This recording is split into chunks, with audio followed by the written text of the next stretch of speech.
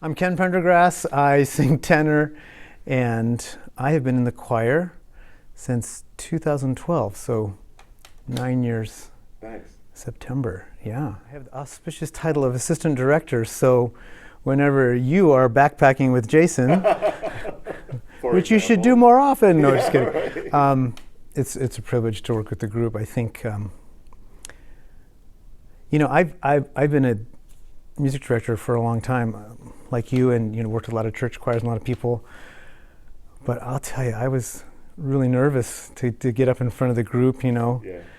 These great group of guys who are amazing singers. Who I have to say, once all of that anxiety goes away, you just realize they're here to do the office. Yeah. And it's a grateful privilege to be able to just kind of get into it and make music, which doesn't happen often with a lot of singers I've worked with. So it's just, it's a joy to not have to, spend a lot of time on notes, right? Or rhythms. It's more nuance and little things to not forget, not sort of fundamental things, but really nuanced things that can make the service happen in a beautiful way. So that's been awesome.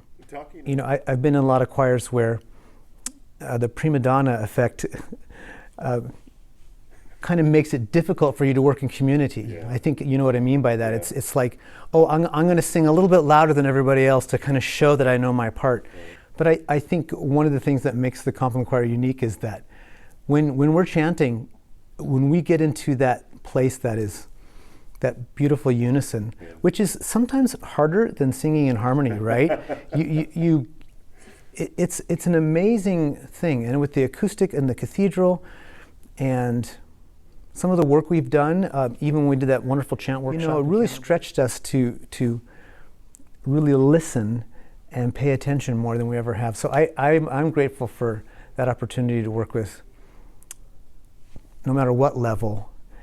The expectation is that we really want it to be something that is beautiful and special and meaningful to the people that are going to listen.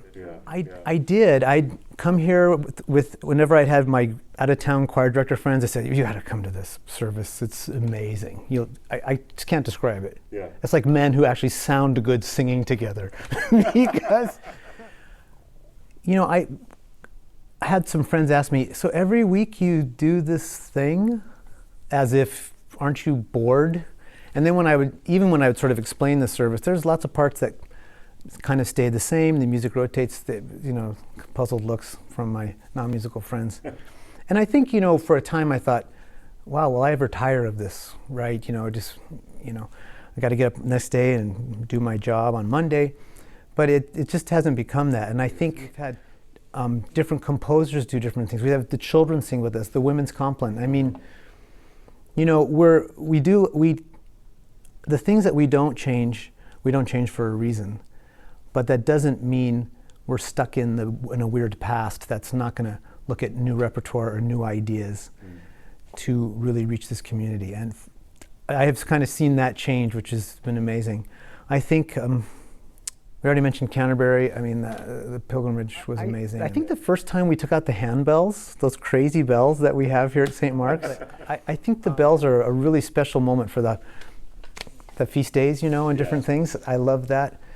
The first time, maybe the second time did O Antiphons, and getting all that significance of the High Liturgy and the banners. And, I come from a tradition where you need somebody in a pulpit to explain lots of things to you for it to make sense to you.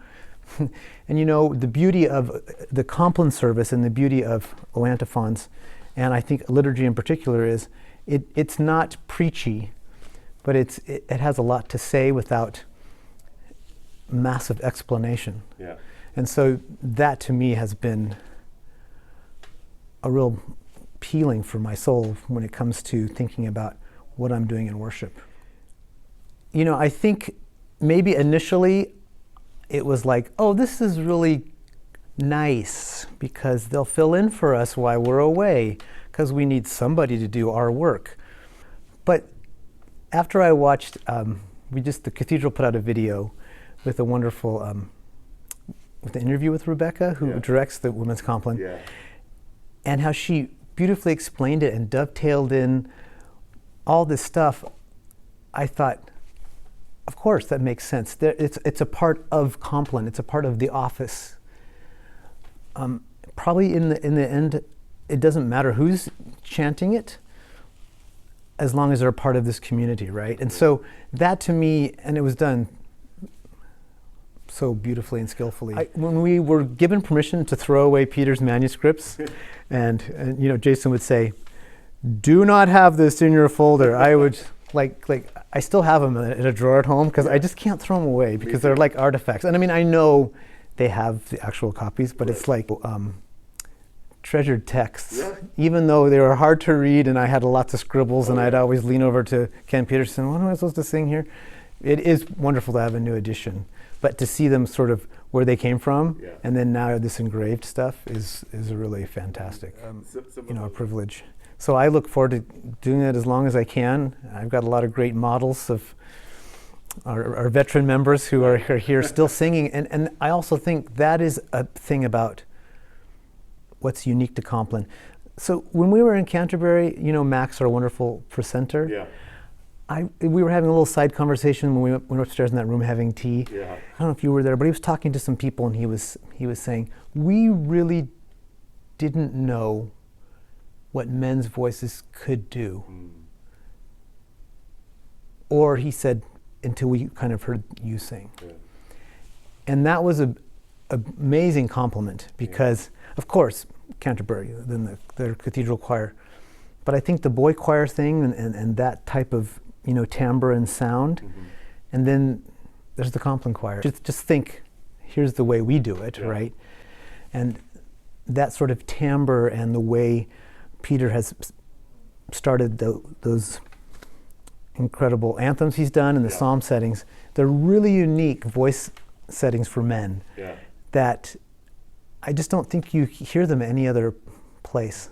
And I look forward to doing more of that kind of stuff and, you know, the next pilgrimage and maybe even another one after that. It's going to be awesome. So. Wonderful. Thanks for your time, Ken.